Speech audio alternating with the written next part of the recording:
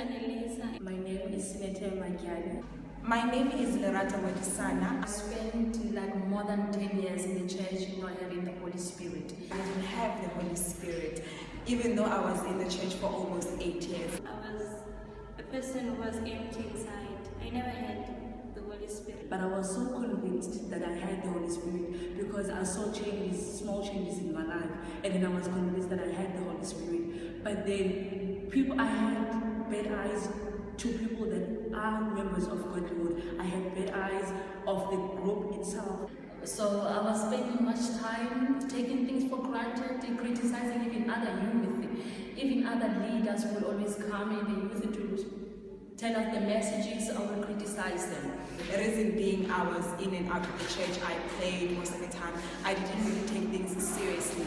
And I also held a lot of grudges in my heart because of past pains, and I didn't want to let go and forgive. I was someone who had grudges. I would swear at someone without any fight. And I didn't understand the role of the group in one's life. And then I liked most reading the blogs of the church, especially of Miss Chris. So I was reading one day this blog, a blog, and then I read an article about this assistant also feeling the same way about the group. And then the responses of Miss Chris made me see that if I say I have the Holy Spirit, there's no way that I can be thinking that way. There's no way that I would have bad eyes. There's no way that I would have bad thoughts, especially about the groups inside the church. But since it was introduced to me, the Godlywood, there was a big difference in my life. The challenges that we getting to do, there was one of the challenges that helped me much, where we needed to engage ourselves in the spiritual chain of prayer. That's where I took an opportunity to fight for my spiritual life, to learn more. The monthly meetings also helped me more to learn of how to fight for my spiritual life. I fought for my spiritual life, so knowing now what the Spirit of God means, what the Holy Spirit means, what it means to have the Holy Spirit. We were given challenges on how to fight to receive the Holy Spirit and seek. I used to read the books of the church, and from there I gained the directions on how to receive and how to seek.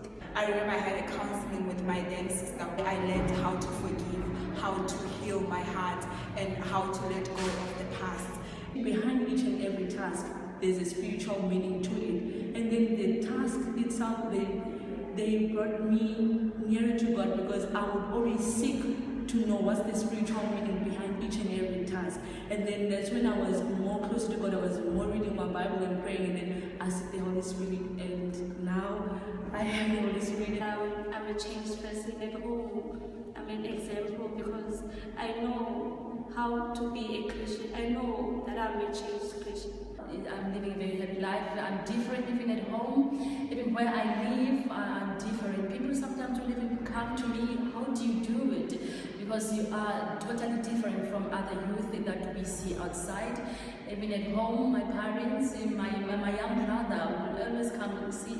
I'm fun, I'm loving, and I'm willing to give of myself rather than before, and I'm always willing to help in every way I can. And I find it very easy to forgive. I forget most of the stuff that people they do to me that are terrible. I forget them easy, and sometimes I amaze myself at how much at ease and at peace I'm at the moment. I'm quite grateful for the opportunity to be in the Godlywood. It has helped me.